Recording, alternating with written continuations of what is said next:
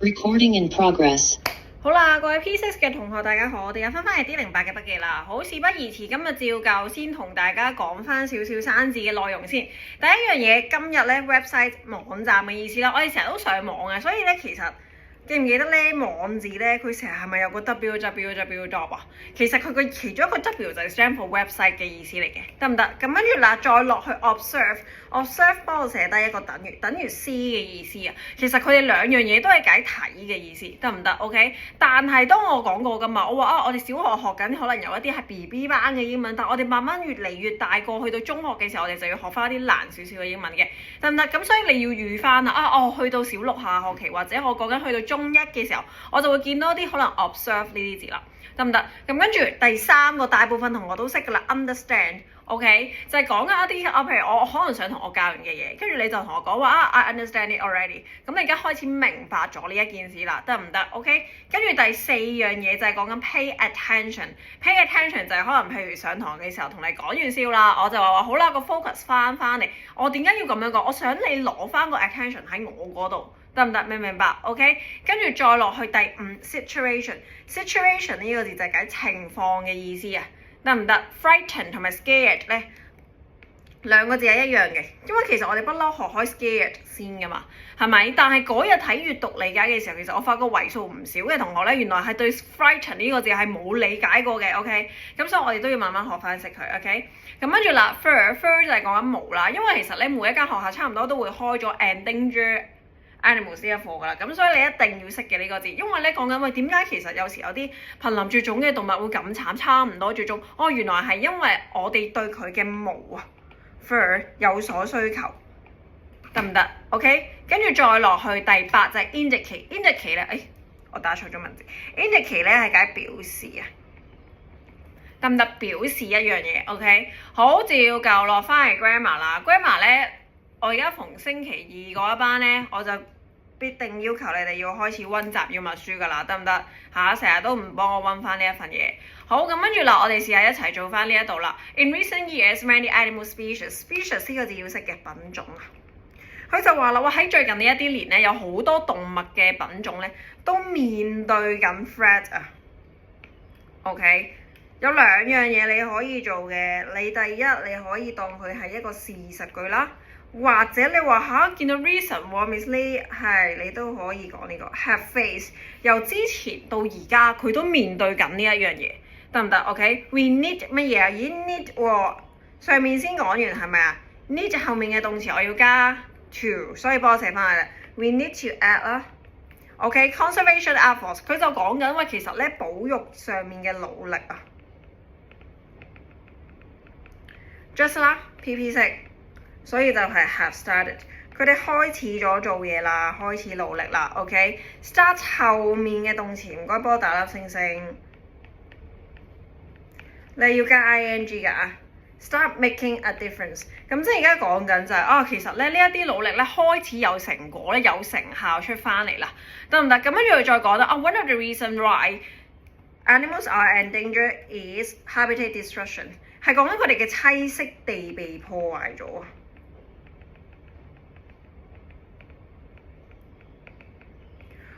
forest, wetland and other natural habitats cease 呢個字同樣係解停啊。啱啱先講完停止後面呢一樣嘢，我哋都係要加 ing 嘅。cease existing， 佢哋開始停止存在啦。好啦 ，we must 後動詞唔變啦，照抄翻落嚟啦。跟住再落去 animal 乜嘢 struggle to adapt， 冇錯，照用翻現在式就得啦。struggle to adapt。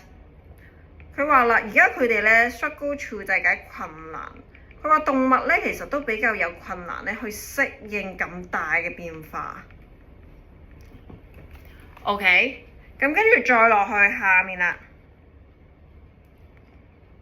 佢話if we continue，if 嘅句子結構continue 呢度用緊現在式，換言之呢一度其實我哋就係應該要用翻將來式。Many species will not survive， 佢就話啦，其實咧大部分嘅物種咧都冇得再生存落去㗎啦。如果我哋繼續咁樣而家呢一種嘅行為 current practice， current practice 咧嘅意思就係解我哋而家嘅行為得唔得 ？OK， 咁跟住啦，再落去，咦，我突然間開始見到 last year 啦喎，咁即係我呢一度就要開始用翻過去式啦。Last year several countries， 所以話啦，上年開始啊，有唔同嘅國家都開始採取翻啲行動，to create more protected areas， 一啲受保護園區啊。換言之，即係如果我喺嗰一個區域嘅話，其實我唔可以狩獵嘅，我亦都唔可以開發去耕作任何嘢嘅，得唔得？呢一個意思啫，受保護嘅區域啦，幫我寫翻低。OK，this effort can 後面動詞唔變啦 ，can help and as individuals， 所以就話啦，作為一個人嚟講咧 ，we dare 呢一個係一個 verb 嚟㗎，所以我係後面都係要加翻個 to， 得唔得？成日都唔係講啊，上堂我話如果你有兩個動詞嘅話，中間我哋一定要擺翻個 to 去頂一頂住佢嘅。而 dare 呢一個字係咩意思咧 ？dare 係解敢於啊。OK， 咁跟住啦，再落去 we support。佢哋會支持啦 ，conservation programs 咁樣乜，咁跟住啦，再落去 our actions today shape， 佢就話啦，其實我哋今日嘅行為係會形成到將來嘅嘢㗎，究竟會塑造到其他嘢變成點樣，係在乎於我哋今日做啲咩，即係譬如我咧，我唔好講到咁偉大咁宏遠話，我要去保護一啲瀕臨絕種動物，但係可能咧我本身真係底子好差嘅，但係起碼我今日可能我願意睇條片，我就咁抄翻啲筆記落去啫。咁我慢慢，我可能點樣都有啲嘢入到腦，我點樣都有啲嘢記得住，得唔得？咁我會慢慢進步翻上去咯，明唔明白？咁跟住嗱 by working together we ensure， 佢就話啦如果我哋係一齊做嘢嘅話，我哋可以確保啊。OK，that。The future generation enjoy， 將來嗰一代就可以享受到大自然嘅美麗啦，同埋 diversity。diversity 點解咧？講緊生物多樣性嘅意思啫，即係佢哋係有好多種唔同嘅植物、動物咁樣嘅意思，多樣性，得唔得 ？OK， 好，咁跟住啦，再落翻嚟呢度啦。今日嘅重頭戲係 reading 啊，老實 reading 係真係開始出得難少少㗎啦。我哋所有程3都考完㗎啦，咁當然啦，我哋都仲要準備 AT 啦。AT 係咩？就係講緊你哋入學嘅分班試啦，得唔得？或者本身真係唔係話考得好好嘅同學，我哋都可以透過最後嗰一次考試，我去 prove 俾嗰間中學睇話，喂唔係喎，我知我能力弱啲，但係唔緊要，我一直冇停止過我去進步㗎，得唔得？你俾人哋有呢一種嘅感覺先，我覺得都係一個好大機會，人哋會想再錄取你嘅原因嚟嘅，得唔得？好，我哋今日一齊睇翻啦，佢就講緊咧 quirky Chinese custom in treating guests， 咁咩意思咧？今日我哋講緊一啲中國嘅習俗啊。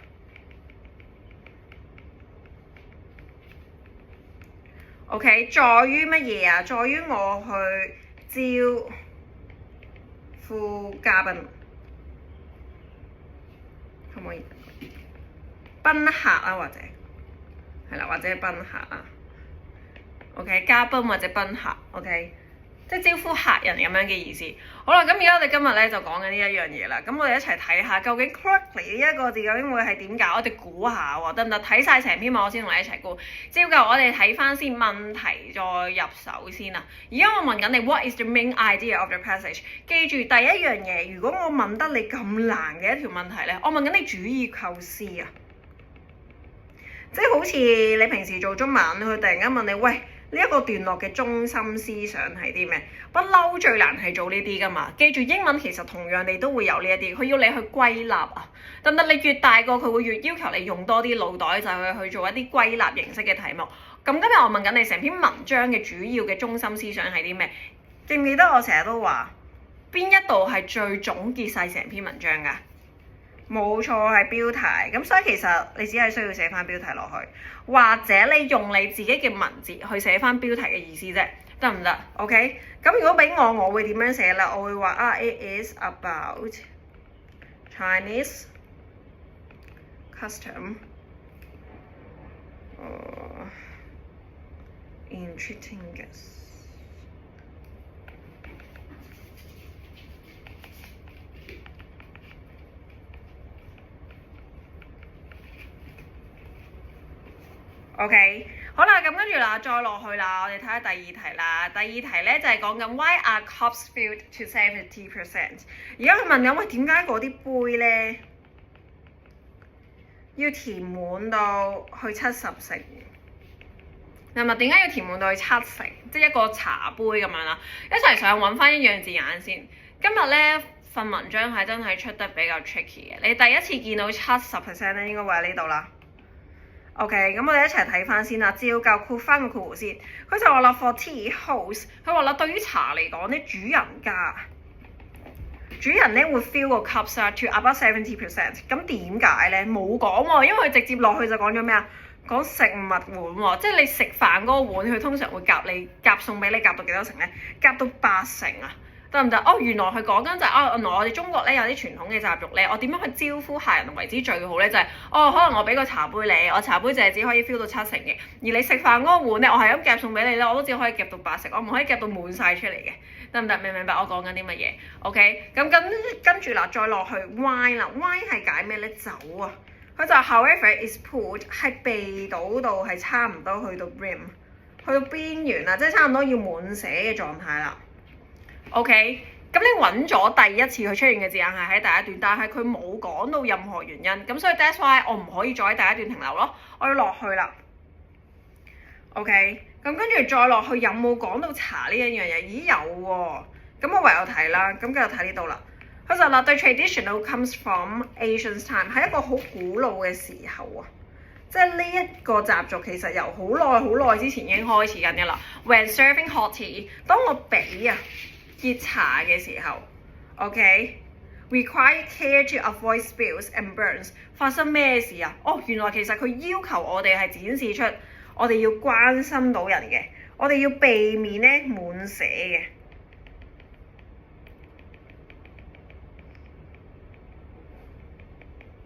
得唔得？同埋咧可能會灼傷咗自己嘅。因為你諗下喎，嗱熱茶如果 in case 佢真係 feel 到你8、9成差唔多滿啦，你攞起上嚟你嗰下點都會搖噶嘛，咁一搖你咪會辣親自己，或者你會辣親自己條脷咯，明唔明白我講緊啲乜嘢？咁所以啦，但係佢有冇講到原因？佢就係話我哋要小心啲，唔好倒瀉同埋辣親啫喎。佢就再講啦 ，not filling the cup completely， 我冇完全倒滿咗杯茶，顯示咗乜嘢 ？shows thoughtfulness， 展示咗其實喂唔係喎，我好細心㗎，我有為你諗㗎，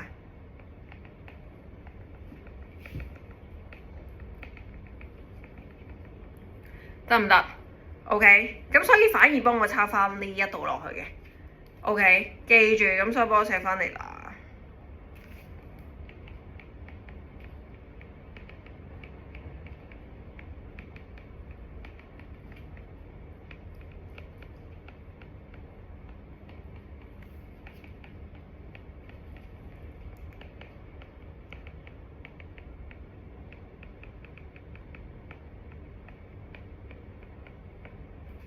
好，如果我寫錯字，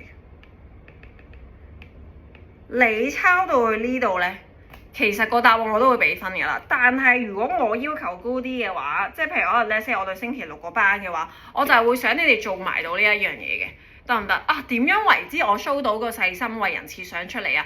原來我講緊嗰一樣嘢係我要避免我會倒瀉嘅，或者避免我會辣親嘅，得唔得？咁跟住啦，再落去啦。Why is wine poured all the way to the brim？ 而家我問緊你，喂，點解我酒咧要倒到差唔多去到邊緣嗰個位喎？揾翻 wine 先 ，wine 喺呢一度啊嘛。咁我括翻成個句子先，I'm sorry。好啦，佢就啦 on the other hand， 咩叫做 on the other hand 咧？你要4個字一齊睇嘅，係解另一方面啊。佢就話啦，喺第2個方面 ，filling a wine cup to the top is a sign of generosity。佢話如果我斟杯酒去到邊緣嗰個位，其實係顯示咗我個咩嘅性格咧？我好慷慨啊，我對人。點解啊？佢話原來 wine is generally more expensive than tea， 因為酒其實一般嚟講都係比茶更加貴嘅，得唔得？咁所以就係因為有呢個原因啦。OK， 好，咁所以幫我寫翻低落去。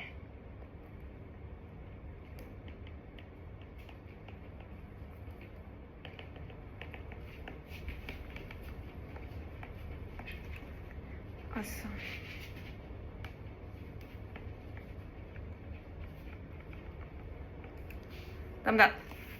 好，跟住第四，我問你啦，喂 ，Do young people nowadays show politeness by refusing others several times？ 好，而家我就問你，而家嘅年輕人會唔會展示 politeness？politeness 就係講緊我哋小學2、3嗰陣時教嘅字嚟噶嘛？佢係咪展示禮貌呢一樣嘢咧？透過 by 係解透過啊？透過 refusing others several times。好，揾翻一樣嘅字眼先。我唔解釋俾你聽住，我想你試下做唔做到先。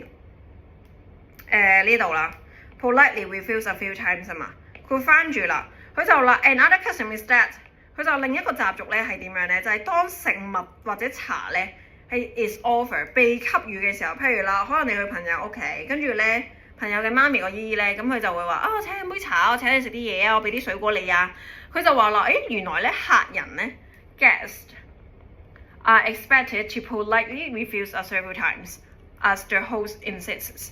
咁佢就話喎，其實你作為客人，你應該要拒絕幾次嘅，即係譬如咧嗰個姨姨咧就問你，喂，食唔食水果啊？咁你就可能要拒絕3次，咁你就話我唔使啦，我唔使啦，我唔食啦，唔食啦咁樣 ，OK？ 咁樣就顯示翻自己一個禮貌，而唔係人哋俾你咧就即刻你話好啊好啊好啊好啊咁樣 ，OK？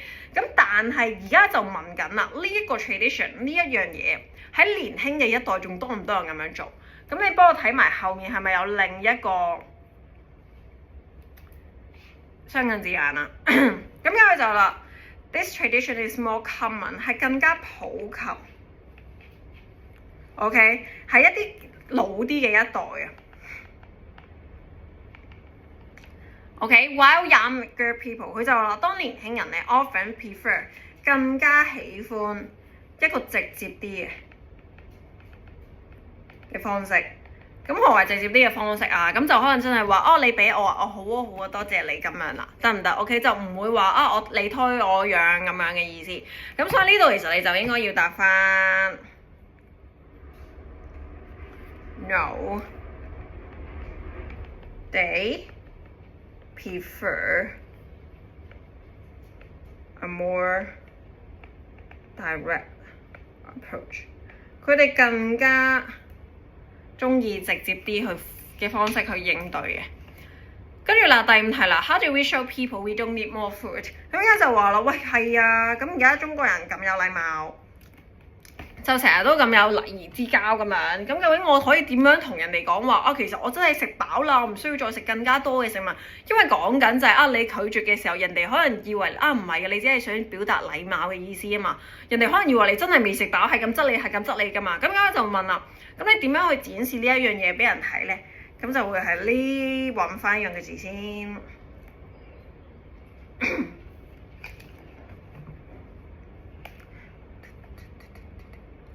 咁喺邊度咧？好，你應該會見到係最尾嗰度啦，一條條咗。OK，if a host asked if the food is enough， 咁佢就話啦如果呢個主人家咧問啲食物係咪足夠 ，they might interpret， 佢哋可能會理解咗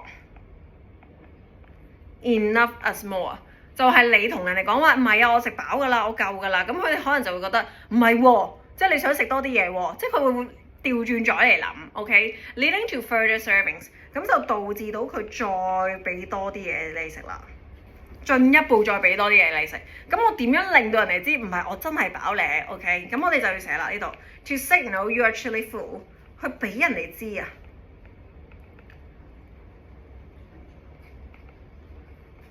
得唔得？佢俾個提示人嚟講，我真係飽啦。It is wise to leave a bit of food on your plate。而家佢就話啦，喂，其實咧呢一個係比較聰明嘅做法。比起你係咁同人哋講唔係你有飽，我話直接啲啦，你將少少嘅食物擺翻喺你自己個碟度就得㗎啦。OK，to leave a bit of food on your plate。OK， 咁所以幫我寫翻喺呢度啦。